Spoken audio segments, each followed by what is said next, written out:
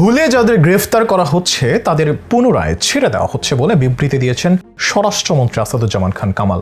কোটা সংস্কার আন্দোলনের রেশ ধরে যারা সহিংস হামলায় জড়িয়ে রাষ্ট্রীয় সম্পদ এবং জনগণের জানমালের ক্ষয়ক্ষতি করতে উদ্যত হয়েছেন তাদের আইনের আওতায় আনার জন্য সরাসরি নির্দেশনা আছে স্বরাষ্ট্র মন্ত্রণালয়ের। তারই ধারাবাহিকতায় সরকারি স্থাপনায় তাণ্ডব চালানোর অপরাধে অভিযান চালাচ্ছে আইন শৃঙ্খলা রক্ষাকারী বাহিনী।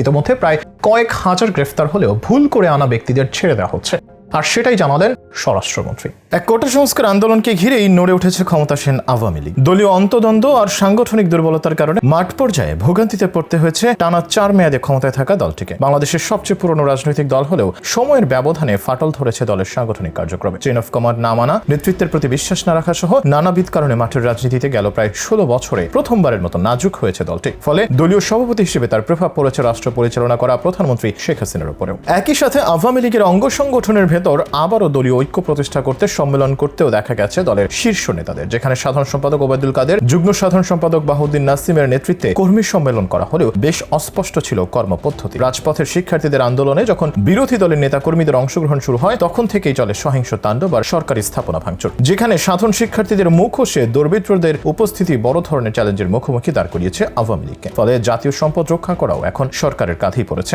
বাধ্য হয়ে কারফিউ জারি না করলে এবং সেনাবাহিনী মোতায়েন না করা হলে পুলিশ এবং শিক্ষার্থীদের মধ্যকার সব হতাহতের সংখ্যা বেড়ে আরো 10 গুণ ছাড়িয়ে গেলে অবাক হবার কিছু থাকতো না। আর জনগণের জানমালের নিরাপত্তা নিশ্চিত করতে শেষ পর্যন্ত চ্যালেঞ্জ গ্রহণ করেছে সরকার। ভাঙচুরের মামলায় এ পর্যন্ত অনেককেই গ্রেফতার করা হয়েছে, যেখানে বেশিরভাগকে বিএনপি জামায়াতের কর্মী বলে উল্লেখ করেছে প্রশাসন। তবে এসব গ্রেফতার প্রক্রিয়ায় ভুল করে অনেককে গ্রেফতার করা হচ্ছে বলে অভিযোগ রয়েছে নানা মহলে। সেসব নিয়ে কথা বলেছেন খোদ স্বরাষ্ট্রমন্ত্রী আসাদুজ্জামান খান কামাল। কোটা সংস্কার আন্দোলনকে ঘিরে সহিংসতার পরে বিভিন্ন মামলায় গণগ্রেফতার করা হচ্ছে না বলে মন্তব্য করেছেন স্বরাষ্ট্রমন্ত্রী। তার দাবি, কোটা সংস্কার আন্দোলনকে ঘিরে সহিংসতার তথ্য প্রমাণের ভিত্তিতে গ্রেফতার করা হচ্ছে। মন্ত্রী উল্লেখ করেন, অনেকেই বলছেন আমরা গণগ্রেফতার করছি। কোনো গণগ্রেফতার আমরা করছি না, আমরা কোনো নিরপরাধ ব্যক্তিকে গ্রেফতার করছি না। গোয়েন্দা তথ্য, ভিডিও ফুটেজ, সাক্ষী সাবুত নিয়ে যাদের আমরা শনাক্ত করতে পেরেছি তাদেরই গ্রেফতার করছে। ভুলক্রমে যদি কেউ নিয়ে আসে থানায়, আমাদের অফিসাররা তাদের চেক করে যদি মনে করেন তিনি নিরপরাধ তাকে ছেড়ে দেওয়া হচ্ছে বলে দাবি মন্ত্রীর। গত 30 জুলাই সন্ধ্যায় সচিবালয়ে স্বরাষ্ট্র মন্ত্রণালয়ের সভাকক্ষে এক ব্রিফিং এ কথা বলেন স্বরাষ্ট্রমন্ত্রী। এর আগে তার সভাপতিত্বে 7 মন্ত্রী, প্রতিমন্ত্রী, 4 সচিব এবং আইন শৃঙ্খলা রক্ষা প্রধানদের নিয়ে জরুরি বৈঠক অনুষ্ঠিত হয়। এছাড়াও প্রেস ব্রিফিং এ আসাদুজ্জামান খানের মতে এমন কোন জেলা নেই যেখানে প্রতিবন্ধকতা সৃষ্টি করা হয়নি। অধিকাংশ জেলায় ধ্বংসযজ্ঞ চালানো হয়েছে। ধ্বংসের জায়গাগুলো আপনারা সবাই দেখেছেন। আমাদের জাতীয় রাষ্ট্রীয় সম্পদ নষ্ট করেছে, তারা প্রাণহানি ঘটিয়েছে। আমরা সবকিছুর নিন্দা জানাই। এসব কর্মকাণ্ডকে রাষ্ট্রদ্রোহী দাবি করে মন্ত্রী জানান, তাদের বিরুদ্ধে যে ধরনের আইন অনুযায়ী ব্যবস্থা